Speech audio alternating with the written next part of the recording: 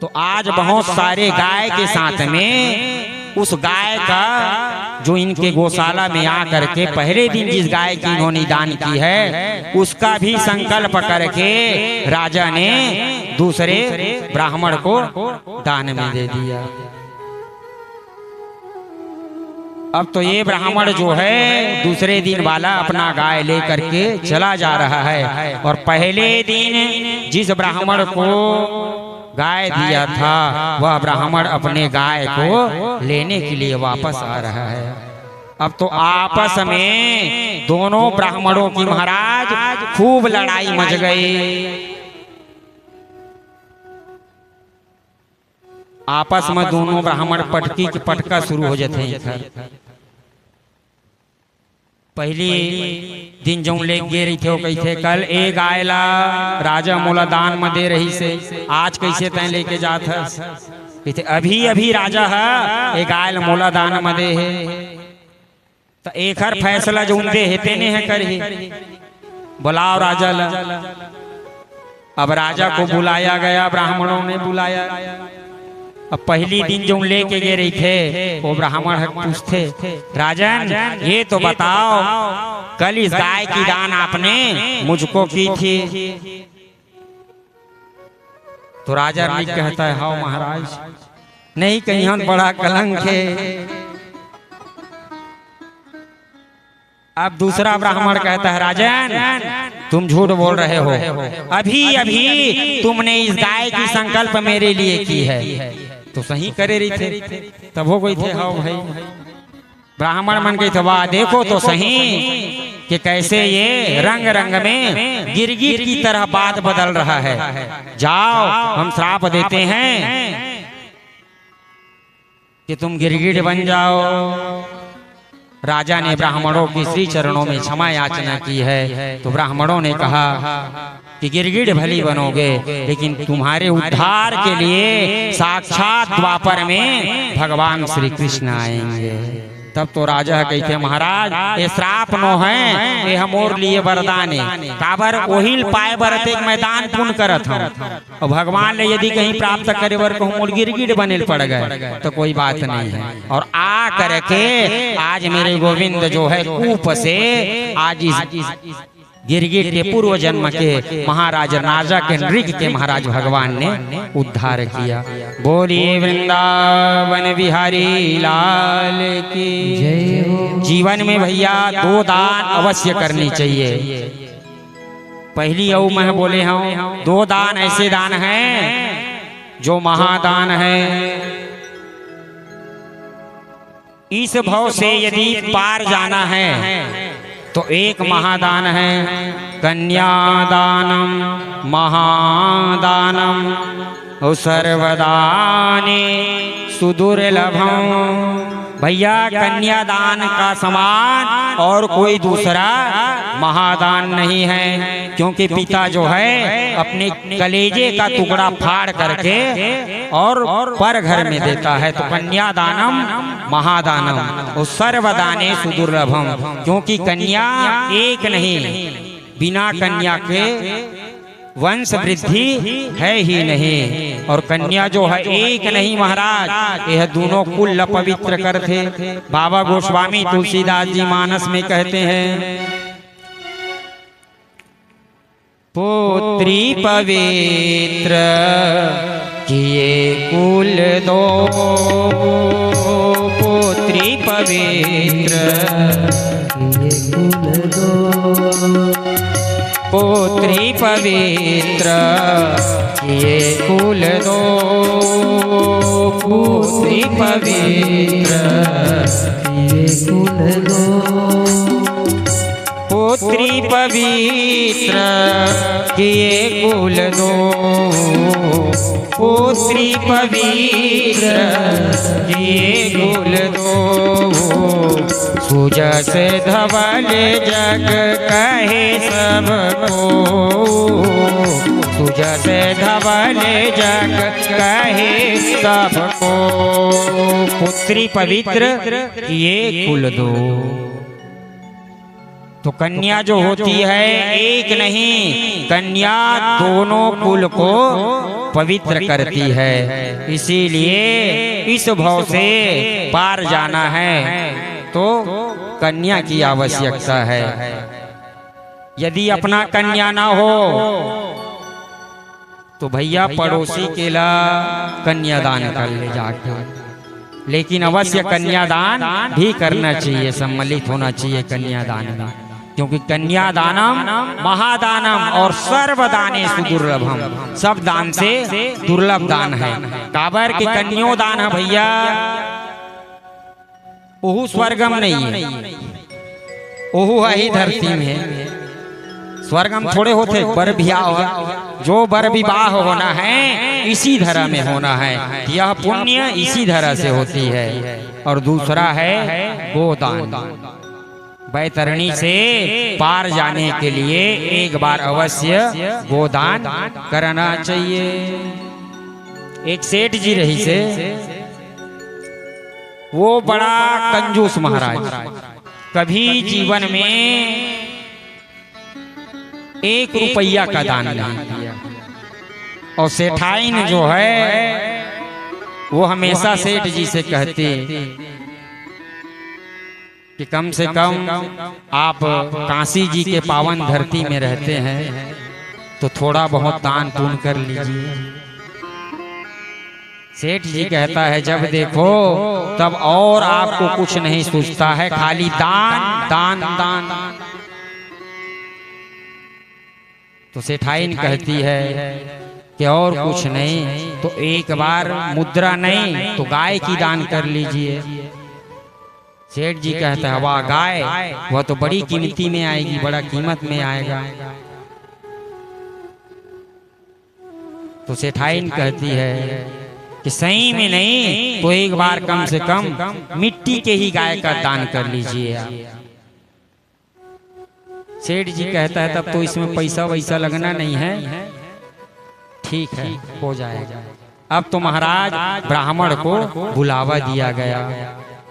ब्राह्मण देवता सुंदर घर ले बड़ा प्रसन्न होते हो, आज तक के सेठ कभू दान नहीं करे और दान करे बर बला है, वो बड़ा प्रसन्न होते और गेरवा लेकर के गाय लेके यहाँ कहाँ महके और वह पहुंच गए सेठ जी के यहाँ।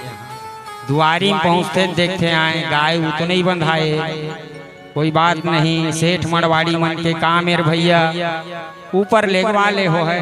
अब तो सीढ़ी से चढ़ करके जैसे ही पहुंचे तो क्या देखते हैं कि छोटे से कोपरा में एक मिट्टी की गाय रखी है।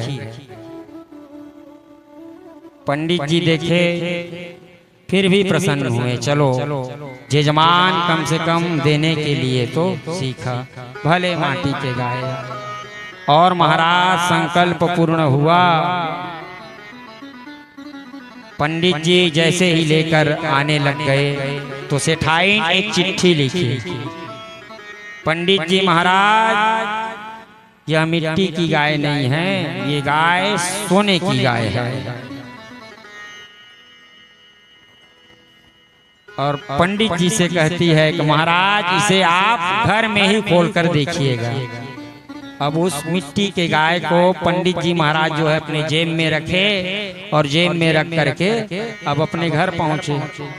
जैसे घर पहुंचते पूछते पंडित आई नहीं आए, गेरवल तुम इसने धर के आगे गाय है नहीं दिखते, गाय कहाँ है? पंडित जी महाराज की थे गाय है मोर जेब में है।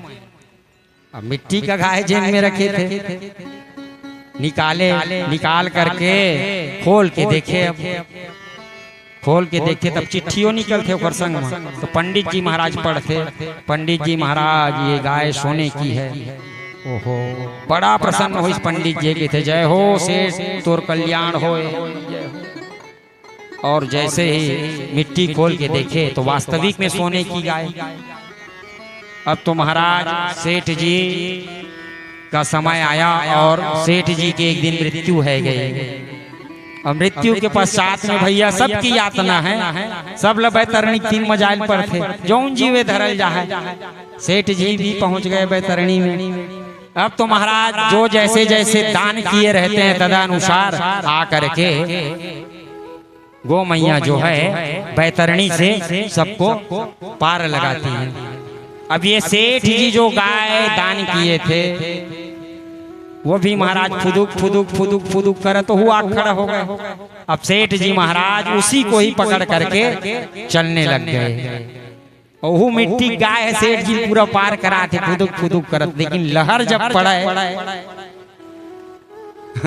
तो माटी है, ओ माटी जैसे उखड़ी तो सेठ जी दिख गए, ओहो ये माटी नो है, ये तो मोर जीवन भर में कमा के रखे रहे और सोन के गाय बन माँ के धरे रहे मैं तेन ल सेठाई न दान में दे दी सो हो के वो पूछिल पकड़े रही थे तेन छोड़ के माथल पकड़ लेते वो फुदुक फुदुक करत आगू बढ़ जाते। सेठ जी महाराज डूब जाते हैं। बोलिए वृंदावन बिहारी लाल की। तो भैया जीवन में और कुछ हो या ना हो, दो दान अवश्य होना चाहिए, एक कन्यादान और दूसरा गोदान। 100 तीर्थ का पुण्य मिलेगा, मिलेगा हर दुख से आराम। गौ माता की सेवा कर ले, समझ में हो गए चारों धाम। 100 तीर्थ का पुण्य मिलेगा, मिलेगा हर दुख से आराम। गौ माता की सेवा कर ले, समझ में हो गए चारों धाम। गौ माता की सेवा कर ले, समझ में हो गए चारों धाम। भैया जो तीर्थ नहीं जा पाते हैं कोई बात नहीं, क्योंकि आप यदि कहीं अपने घर में एक गाय रखेंगे तो गावो विश्वस्य मातरः सर्वाणि तीर्थानुवसन्त्यः। गाय के प्रत्येक अंग अंग में सभी 56 कोटि देवता जो है गाय के पूरे अंग में विराजमान होते हैं। हम यदि कहीं 4 धाम ना जा पावे तो कोई बात नहीं है, घर में गाय की ही सेवा हम करें। जिसने गौ की सेवा कर ली वो जीवन तो निहाल है। गौ पालन से ही कन्हैया कहलाए गोपाल है।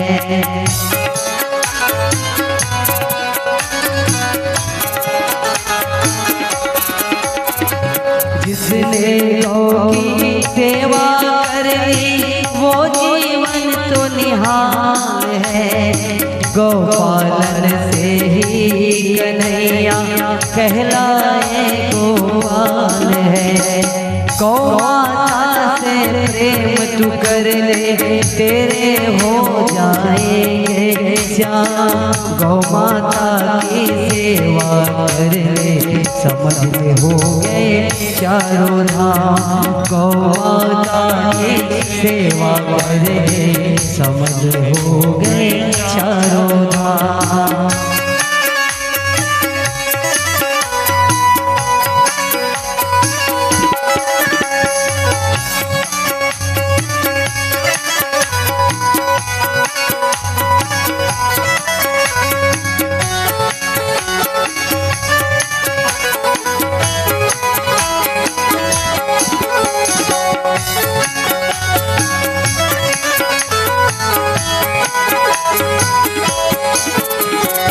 जिसके स्पर्श से होता कितने ही पापों का नाम। देवी देवता नदिया तीरथ करते जिसमें हर पलवार।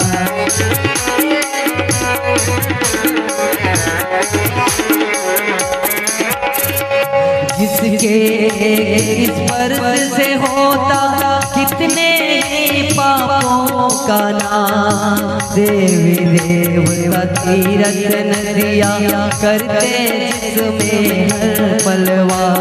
वेद पुराण और संत संत मुनि भी करते हैं इसको परिणाम। वेद पुराण और संत मुनि करते हैं जिसको परिणाम।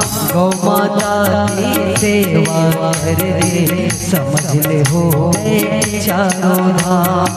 गौ माता की सेवा कर ले समझ ले हो गए चारों धाम। 100 तीर्थ का पुण्य मिलेगा, मिलेगा हर दुख से आराम। 100 तीर्थ का पुण्य मिलेगा, मिलेगा हर दुख से आराम। गौ माता की सेवा कर ले समझ ले हो चारों धाम। गौ माता की सेवा कर ले समझ ले हो गए चारों धाम। गौ माता की सेवा कर ले समझ ले हो गए चारों धाम। बोले वृंदावन बिहारी लाल की। और भगवान ने मृग का भी आज भगवान ने उद्धार किया।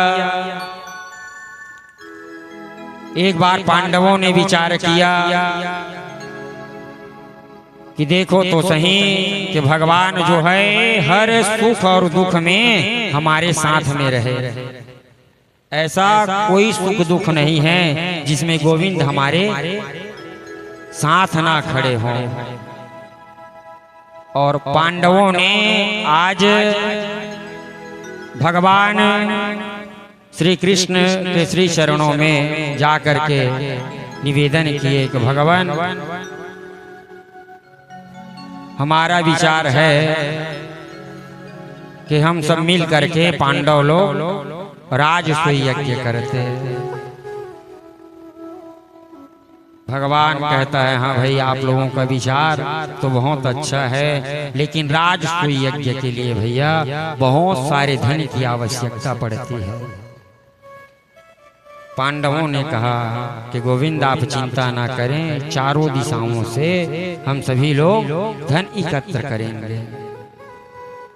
और महाराज दक्षिण दिशा की ओर नकुल को भेज दिया गया, उत्तर दिशा की ओर सहदेव को भेज दिया गया। और सभी दिशाओं से नकुल सहदेव आदि जो है धन लाए और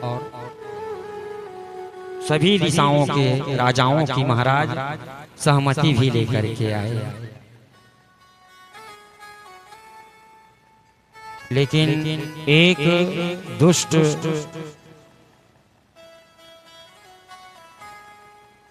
मगध देश का जो राजा है जरासंध, उसने महाराज प्रस्ताव नहीं दिया। तो आज भगवान श्री कृष्ण, भीम भैया और अर्जुन, ये तीनों ब्राह्मण का वेश बना करके आज जरासंध की राजधानी पहुंच गए। और जैसे ही जरासंध की राजधानी पहुंचे तो पहुंच करके आज तीनों ने याचना की है। जरासंध बड़ा दानी, क्योंकि 18वीं बार ब्राह्मणों की कृपा से भगवान जब रण छोड़ करके भगे तो जरासंध ब्राह्मण का इतना भक्त बन गया, इतना भक्त बन गया कि ब्राह्मणों को जरासंध खूब लुटाते। तो भगवान भी युक्ति से तीनों भगवान अर्जुन और भीम ब्राह्मण के ही वेश बना करके और जरासंध के राजधानी पहुंच गए। और पहुंच करके आज तीनों ने याचना की कि भिक्षां देहि भिक्षां देहि। जरासंध बाहर निकला और बाहर निकल करके कहता है कि बोलिए आप लोग क्या चाह रहे हैं, क्या याचना करना चाह रहे हैं, आप क्या मांगने के लिए आए हो। भगवान कृष्ण कहते हैं कि युद्धम नो देहि राजेंद्र और द्वंद्व से यदि मन्यसे, अरे राजन, हम तुमसे कोई भीख मांगने नहीं आए हैं, हमें धन नहीं चाहिए, हम तुमसे युद्ध करने के लिए आए हैं। जरासंध समझ गया कि ये ब्राह्मण के भेष में कृष्ण, अर्जुन और ये भीम है, ये कोई ब्राह्मण नहीं है। परिचय पूछा, अरे ये तो बताओ आप लोग हो कौन? भगवान कृष्ण कहते हैं, असौ वृकोदरः पार्थः तस्य भ्राता हयार्जुनः ओ कृष्णं जानीते रिपु। ये असौ वृकोदरः पार्थः, ये भैया भीम है और भीम भैया के ये भाई अर्जुन है, और मैं तुम्हारा शत्रु कृष्ण। जरासंध कहता है, अरे भगौड़ा, मेरे डर से तू रण छोड़ करके भाग गया है, मैं तेरे साथ युद्ध करने वाला नहीं हूँ। और ये पतला सा अर्जुन ये मेरे लायक नहीं है, मेरे सम नहीं है, इसीलिए मैं इसके साथ भी युद्ध नहीं करूंगा। भीमस्तुल्यो ततो मम, भीम ही मेरे तुल्य है, मेरे बल का लायक भीम है। और भीम को आज जरासंध ने एक गदा दे दिया। अब तो आपस में महाराज जरासंध और भीम का तुमुल युद्ध चलने लग गया। 20 गदा जरासंध मारतीस तो 2-4 गदा भीम मारतीस। भयानक बलवान जरासंध। और भीम जब पीट करके आते तो भगवान से निवेदन करते कि हे गोविंद, देखो तो सही, जरासंध ने आज मेरी पीठ को फूलो दी।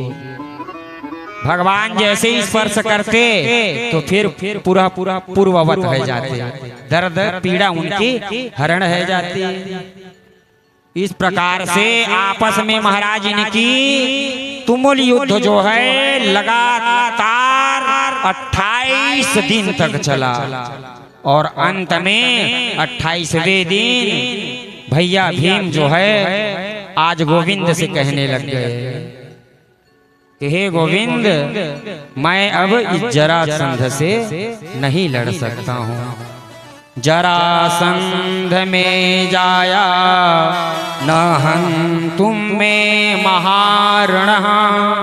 हे गोविंद, उस महाबलवान जरासंध से मैं नहीं लड़ सकता हूँ, इसीलिए मार खाने के लिए अब मैं रण मचाबे नहीं करूँ भैया। भगवान कहते हैं, भैया भीम, तुम चिंता मत करो, तुम जब युद्ध करते हो हमारी ओर तो तुम देखते ही नहीं हो, आज तुम हमारी ओर दृष्टिपात करके देखना आज हमारी ओर। और भगवान के कहने पर भीम आज पुनः जरासंध से युद्ध के लिए मैदान में डट गया। आपस में भीम और जरासंध का विशाल युद्ध हुआ है। भीम ने आज जरासंध को जैसे ही पटका और पटक करके जैसे ही भगवान की तरफ जब देखे हैं, भगवान ने इशारा किया कि भैया जरासंध को फाड़ करके और अलग अलग दिशा में फेंक दो इसे। तो भीम फाड़ा और फाड़ करके महाराज सम ही दिशा में फेंक दिया। तो जरासंध आ करके पुनः फिर जीवित। भीम घबरा गए, ओहो बीच में कहूँ आते मैं, तभी चपका के ही मर गए मैं, बड़ा संजाल हो गया। भगवान पुनः इशारा करते हैं, भैया ऐसे नहीं ऐसे। तो अब की बार फिर भीम ने पटक करके जरासंध के महाराज आज पैर को फाड़ करके और अलग अलग दिशा में जब फेंका है तो जरासंध का प्राण पखेरु जो है उड़ गया। और जरासंध का वध करके भगवान श्री कृष्ण भीम भैया को लेकर के और आज पुनः इंद्रप्रस्थ आए हैं। और आ करके अब यहाँ, क्योंकि महाराज जरासंध बस की अनुमति नहीं थी राजसूय के लिए, अब राजसूय यज्ञ जो है आरंभ हुआ। यहीं मैं के द्वारा भैया एक विशाल दिव्य भवन निर्मित हुआ। मैदानों ने बहुत सुंदर भवन बनाया, महल बनाया। इस राजसूय यज्ञ में बड़े बड़े राजा महाराजा सब आए, लेकिन महाराज राजसूय यज्ञ में सर्वप्रथम अग्र पूजा की चर्चा चले कि देखो भाई, कोई भी यज्ञ आदि होता है तो उसमें अग्र पूजा होता है। पहले पूजन के लायक कौन है? तो जरासंध का पुत्र सहदेव कहता है कि प्रथम पूजनीय भगवान श्री कृष्ण है। उस सभा में बड़े बड़े ऋषि महर्षि राजा महाराजा सब विद्यमान थे। उस सभा में शिशुपाल भी विद्यमान था। सबने तो जय जयकार करी भगवान की कि नहीं भाई ठीक है, गोविंद का ही अग्र पूजा होना चाहिए। लेकिन शिशुपाल से नहीं रहा गया, क्योंकि शिशुपाल भगवान से इसीलिए द्वेष करते थे। देखो तो सही कि मैं दूल्हा बनने वाला था, मेरा मंगल परिणय रुक्मणी के साथ होने वाला था, और मेरे भाग को हरण करके ये लेकर के गया है। तो शिशुपाल भगवान से अकारण बैर करने लग गया और भगवान कृष्ण को गाली देना आरंभ कर दिया। अरे यहाँ बड़े बड़े कुल वृद्ध पितामह ऋषि और महर्षि सब बैठे हैं, इनमें और तुम्हें कोई पूजनीय नजर नहीं आ रहा है। अरे ये चटोरा, ये गमार वालिया, इसका तुम पूजन करोगे, ये पूजने योग्य नहीं है। और शिशुपाल ने आज भगवान को एक नहीं गाली देते देते 99 गाली दिया। भगवान ने कहा भैया शिशुपाल रुक जाओ, हमने बुआ को वचन दिया है कि 100 गलती तुम्हारी माफ है। और अंत में शिशुपाल अतिक्रमण करके 100 गाली दिया, और जैसे ही 101 गाली दिया भगवान चक्र सुदर्शन का स्मरण किए और शिशुपाल के गले को वितीर्ण कर दिए। बोलिए वृंदावन बिहारी लाल की। शिशुपाल के शरीर से एक दिव्य ज्योति निकले और सबके देखते ही देखते मेरे गोविंद के श्री चरणों में आकर के वह दिव्य ज्योति जो है समाहित है गई। बोलिए वृंदावन बिहारी लाल की। अब महाराज राजसूय यज्ञ जो है आरंभ हुआ। तो राजसूय यज्ञ में भगवान श्री कृष्ण जो है कहते हैं देखो भैया, राजसूय यज्ञ जो है इसे अकेले कोई नहीं कर सकता, इसीलिए यहाँ के जो कार्य है उसे सब लोग अपने अपने लायक जो कार्य है उसे बांट लीजिए।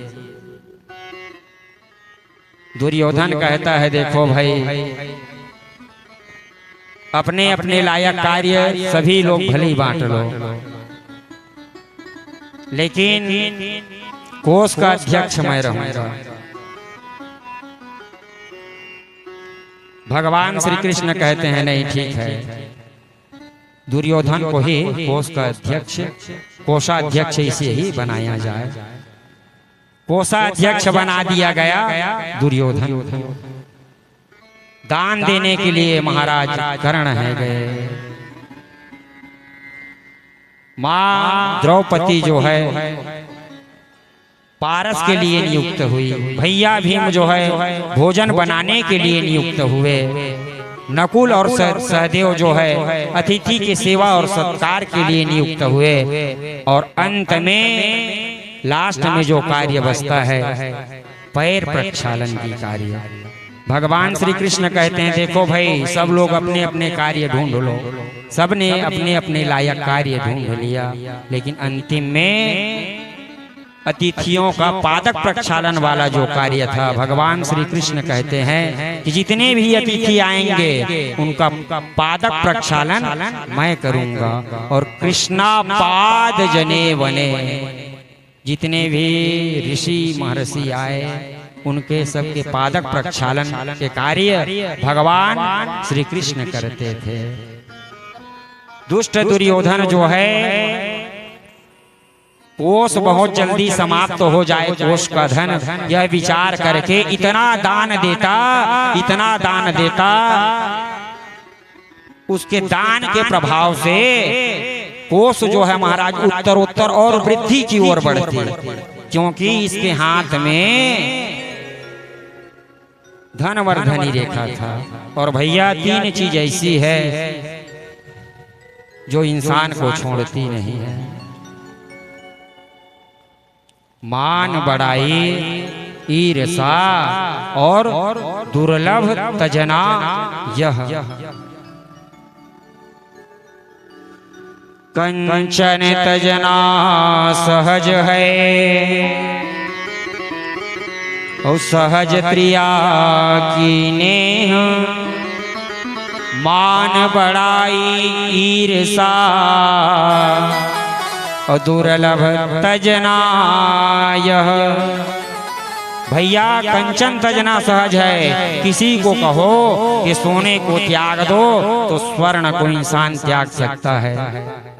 सहज प्रिया की ने, समय आने पर इंसान अपने धर्म पत्नी को भी त्याग देता है, लेकिन 3 चीज नहीं छूट पाती है, मान बढ़ाई ईर्षा दुर्लभ तजना यह। तो ईर्षावश दुर्योधन जो है ताकि इनका कोष समाप्त हो जाए करके खूब लूटाता, लेकिन महाराज धन जो है उत्तरोत्तर और वृद्धि की ओर होता। यही भैया एक घटना घटी कि मैं दानव द्वारा जो दिव्य भवन निर्मित हुआ था उसी में दुर्योधन जो है यज्ञ के उपरांत जैसे ही प्रवेश किया तो दृष्टि दोष हो गया। स्थल में जल का और जल में थल का भ्रम हो गया। जैसे ही दुर्योधन जहां जल था वहां थल समझ करके और कपड़ा उठाता, और जहां जल रहता वहां जा करके धन से जैसे ही गिरा तो द्रौपदी और भीम हंस पड़े। देखो तो सही अंधे के अंधे होते हैं। यह बात दुर्योधन को लग गई, क्योंकि भैया वाणी ऐसी बोलिए मन का आपा खोए, औरन को शीतल करे आपहु शीतल होए। तो बाणी ऐसी बोलिए मन का आपा खोए, औरन को शीतल करे और आपहु शीतल होए। आज वाणी महाराज अंधे के अंधा ने दुर्योधन को पूरा दृष्टि होते हुए भी जन्मांध बना देता है, और यहीं से महाराज फिर विशाल महाभारत का जो बीज है यहीं से बपन होता है। इसीलिए वाणी को ऐसा ना हो कि हमारे वाणी से कोई किसी का हृदय में आघात हो, या हमारे वाणी के द्वारा किसी का हानि हो, तो ऐसे वाणी हमें नहीं बोलनी चाहिए। दुर्योधन तब से फिर पांडवों से महाराज बैर करने लग गया, और अंत में बलराम जी के शिष्य बन करके दुर्योधन ने बलराम जी से गदा युद्ध सीखे। और जब महाभारत का जिस समय अंतिम युद्ध होने वाला था उस समय बलराम जी जो है तीर्थाटन के लिए निकल गए। चलते चलते चलते चलते बलराम जी वहां पहुंच गए जहां 88,000 ऋषि बैठ करके और सूत स्वामी से कथा श्रवण कर रहे हैं। बलराम जी जब पहुंचे तो सभी ने खड़ा होकर के दाऊ दादा का अभ्युत्थान स्वागत किए, लेकिन सूत जी महाराज व्यास गादी में बैठे थे, इसीलिए बलराम जी का स्वागत सत्कार नहीं किए। दाऊ दादा को गुस्सा आया और आज महाराज तृण में हल का ध्यान करके और जैसे ही सूत के ऊपर छोड़ा, सूत जी महाराज का वध हो गया। दाऊ दादा को ब्रह्म हत्या लग गया। सभी ऋषि महर्षि कहते हैं दाऊ दादा ये कितना सुंदर हमें दिव्य भगवान का पावन चरित्र कथा श्रवण करा रहे थे और आपने सूत जी का वध कर दिया। दाऊ दादा कहते हैं आप लोग कहोगे तो मैं सूत जी को पुनः जीवित कर दूं। ऋषियों ने कहा कि दाऊ दादा देखो आप तो जीवित तो कर सकते हैं, लेकिन ये विधान का विपरीत होगा, इसीलिए जीवित करना उचित नहीं है। दाऊ दादा कहता है आप चिंता मत करो, इनका जो पुत्र है उग्रश्रवा उसको मैं व्यास गादी में बिठाता हूँ और इनका जो मति है यथा धीतम और यथा मति, इनकी जितनी मति है मैं उग्रश्रवा को प्रदान करता हूँ और उग्रश्रवा आप लोगों को कथा श्रवण कराएंगे। बलराम जी महाराज जो है उग्रश्रवा सूत जी महाराज को व्यास गादी पर आसीन किए और अपने उस ब्रह्म हत्या के प्रायश्चित के लिए रामेश्वर, केदारनाथ आदि तीर्थाटन के लिए दाऊ दादा निकल गए। बोलिए वृंदावन बिहारी लाल की जय हो।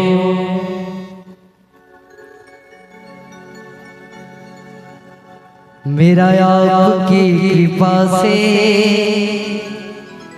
सबका हो रहा है, करते हो तुम कन्हैया और मेरा नाम हो रहा है। मेरा आपकी कृपा से सबका हो रहा है। मेरी आपकी कृपा से सब काम हो रहा है। मेरा आपकी दया से सब काम हो रहा है। मेरी आपकी दया से सब काम हो रहा है। करते हो तुम कन्हैया, करते हो तुम कन्हैया, करते हो तुम कन्हैया, करते हो तुम कन्हैया और मेरा नाम हो रहा है। मेरा आपकी कृपा से सब काम हो रहा है। मेरा आपकी दया से सब काम हो रहा है।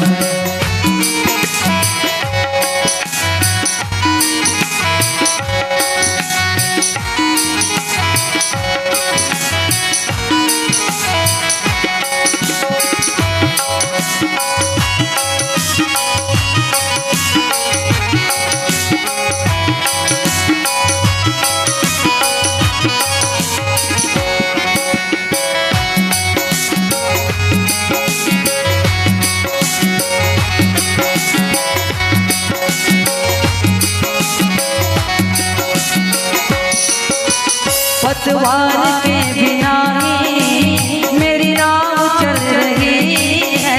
पतवार के बिना ही मेरी नाव चल रही है। कन्हैया मेरे श्याम मेरे प्यारे,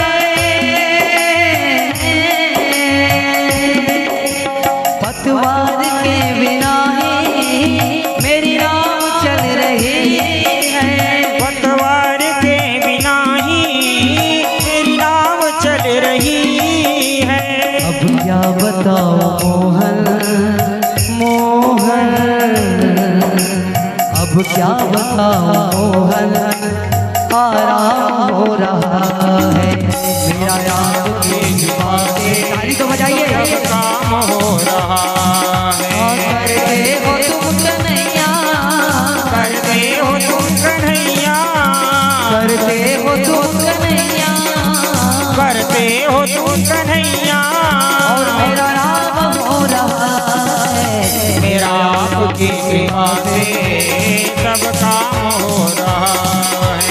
मेरा आपकी दया से सब सब काम हो रहा।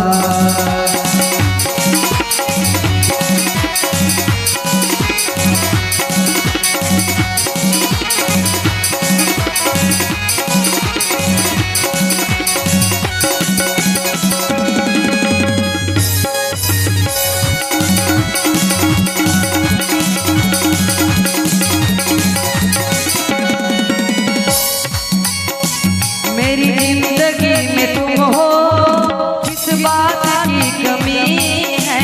मेरी जिंदगी में तुम हो, किस बात की कमी है। कन्हैया मेरे प्यारे, मेरे प्यारे,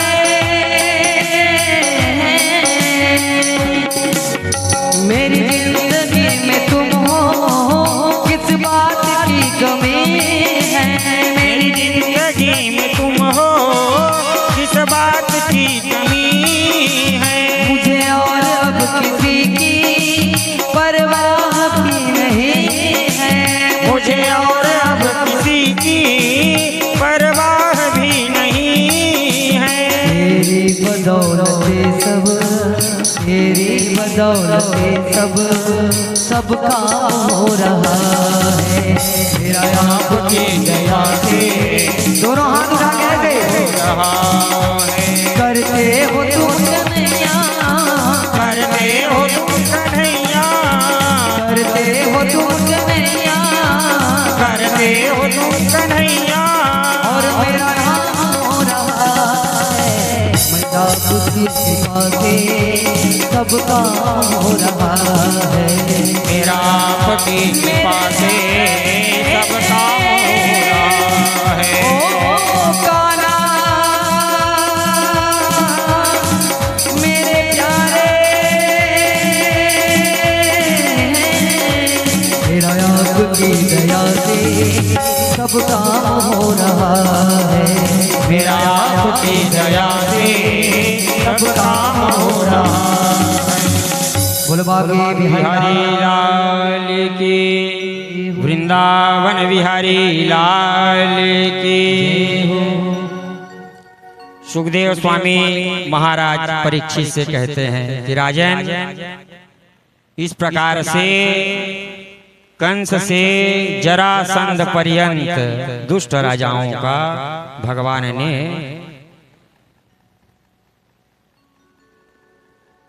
अभी तक इस पृथ्वी का भार भगवान जो है उतारे। जितने भी दुष्ट राजा थे सबको भगवान ने किसी न किसी निमित्त के द्वारा या तो स्वतः संहार किए या तो भगवान ने संहार कराए। महाराज परीक्षित आज सुखदेव स्वामी से पुनः पूछते हैं, भगवान गोविंद को हमारे दीन बंधु कहते हैं, कभी भगवान ने कोई दीन के ऊपर में कृपा की है? सुखदेव स्वामी कहते हैं, हाँ राजन, भगवान का एक परम मित्र जिनके ऊपर में भगवान ने बड़ी कृपा की, कृष्णासीत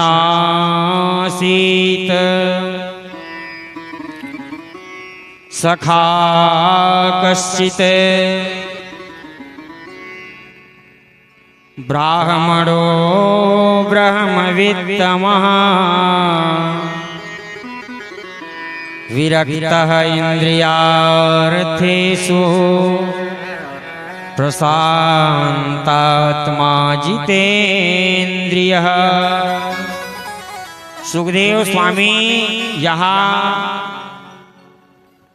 भगवान श्री कृष्ण के मित्र के नाम नहीं लिए। दो पात्र ऐसे हैं, पूर्व में और कई भागवत में मैं आप लोगों से निवेदन किया हूँ कि श्रीमद् भागवत महापुराण में दो पात्र ऐसे हैं जिनका नाम श्रीमद् भागवत महापुराण में नहीं है। एक श्री राधिका रानी, कहीं भी श्रीमद् भागवत महापुराण में राधा जी का नाम नहीं है, क्योंकि राधा वह शब्द है जिसके उच्चारण करते ही भगवान वेद व्यास जी ग्रंथ लिखते और राधा जी का जब स्मरण होता तो समाधि में चले जाते। तो राधा जी का रा शब्द बस लिख पाते। एकता आराधितो नूनम, वहां भी राधा शब्द नहीं है, आराधना शब्द है। तो राज ऐसे लिखते तो व्यास जी समाधि में चले जाते। तो एक हमारी श्री राधिका रानी है जिनका नाम श्रीमद् भागवत महापुराण में नहीं है, और दूसरा विशेषण के द्वारा तो बहुत सुंदर नाम लिया गया, लेकिन श्रीमद् भागवत महापुराण में सुदामा जी का भी नाम नहीं है, विशेषण है सुदामा जी के लिए। भगवान शुकाचार्य कहते हैं राजन कि कृष्णासीत सखा कश्चित ब्राह्मणो ब्रह्मवित्तमः विरक्तः इंद्रियार्थेषु प्रशांतात्मा जितेन्द्रियः। बोले भगवान श्री कृष्ण का कृष्णासी सखा कश्चित, कोई सखा था। बोले कैसे? ब्राह्मणो ब्रह्मवित्तमः, ब्राह्मण था लेकिन महाराज ब्रह्मवेत्ता था, ब्रह्म को जानने वाला ब्राह्मण था। विरक्तः इंद्रियार्थेषु, पूरे इंद्रियों से महाराज विरक्त था। और प्रशांतात्मा जितेन्द्रियः, हर समय प्रसन्न मन से रहने वाला श्री सुदामा जी महाराज। सज्जनों, भगवान का एक नाम है शांत, और शांत को भी क्रोध आ जाता है, गुस्सा आ जाता है। शांताकारं भुजगशयनं पद्मनाभं सुरेशं विश्वाधारं गगनसदृशं मेघवर्णं शुभांगं लक्ष्मीकान्तं कमलनयनं योगभिर्ध्यानगम्यं वन्दे विष्णुं भवभयहरं सर्वलोकैकनाथं। तो भगवान श्रीमन्नारायण का नाम है शांत। तो शांत को भी भैया गुस्सा आ जाता है, लेकिन सुदामा जी महाराज ऐसे जीव हैं प्रशांतात्मा जितेन्द्रियः। सुदामा जी को प्रशांत नाम से पुकारा, जिनके जीवन में महाराज कोई क्रोध ही नहीं है। सुदामा जी महाराज की एक धर्म पत्नी है जिनका नाम है सुशीला देवी। सुशीला वेपमाना सा अभेपमानाधिगम्य च, इनकी धर्म पत्नी सुशीला, इनको भगवान शुकाचार्य कहते हैं कि सुशीला जो है दरिद्रा थी, क्योंकि सुशीला के मन में कामना था धन का, लेकिन सुदामा जी महाराज के मन में नहीं था। इनके यहाँ आगे चल करके अर्थ, धर्म, काम और मोक्ष के रूप में चार पुत्र हुए महाराज। सुदामा जी बड़े संतोषी, याचना करके अपना जीवन निवृत्त करने वाले। एक बार सुदामा जी महाराज जिसके दरवाजे में जाते, जीवन पर्यंत सुदामा जी महाराज दोबारा उसके दरवाजे में याचना के लिए नहीं गए। ऐसे विरक्त। और सुदामा जी महाराज जो भी याचना करके लाते, जो भी सुदामा जी को प्राप्त होता, अपने पूरे परिवार के साथ सुदामा जी महाराज भगवान का सुंदर भोग लगा करके और प्रसाद के रूप में पाते। एक दिन सुदामा जी महाराज प्रसाद पाने के लिए जैसे ही बैठे कि सुदामा जी के यहाँ एक भिक्षुक चला गया कि भिक्षाम देहि भिक्षाम देहि भिक्षाम देहि। बालकों ने भोजन कर लिया था। सुदामा जी महाराज कौर के ग्रास लेने वाले थे और सामने से उस भिक्षुक को देखे तो सुदामा जी महाराज अपने उस पत्तल को ही उठा करके उस याचक को दे दिए। पानी पी लेते सुदामा जी महाराज और श्री कृष्ण श्री कृष्ण श्री कृष्ण कहते हुए सुदामा जी महाराज बड़े आनंद से रहते। इनका एक मित्र था भैया चक्रधर नाम का। इन्होंने एक दिन सुदामा से कहा, मित्र देखो तो सही कि तुम कितने गरीब हो, तुम्हारे यहाँ खाने के लिए एक अन्न का दाना भी नहीं है, तुम मेरे बात नहीं मानते हो। एक बार तुम मेरे साथ चलो और चल करके यहाँ के जो राजा है उनका तुम गुणानुवाद करना। सुदामा जी महाराज को जबरदस्ती चक्रधर जो है उस राजा के यहाँ ले गए। पहले चक्रधर ने उस राजा की महाराज खूब गुणानुवाद करी है, खूब गुणानुवाद करी है। राजा ने चक्रधर को बहुत सारे बहुमूल्य रत्न आभूषण और धन दिए। सुदामा से कहता है, देख सुदामा, एक बार यदि तू इस राजा का गुणानुवाद करेगा जीवन पर्यंत तेरी दरिद्रता और गरीबी दूर हो जाएगा। सुदामा जी महाराज कहते हैं कि भैया मेरा तो केवल एक ही राजा है जिसका मैं गुणानुवाद करता हूँ और वह मेरा कृष्ण है। श्री कृष्ण कहते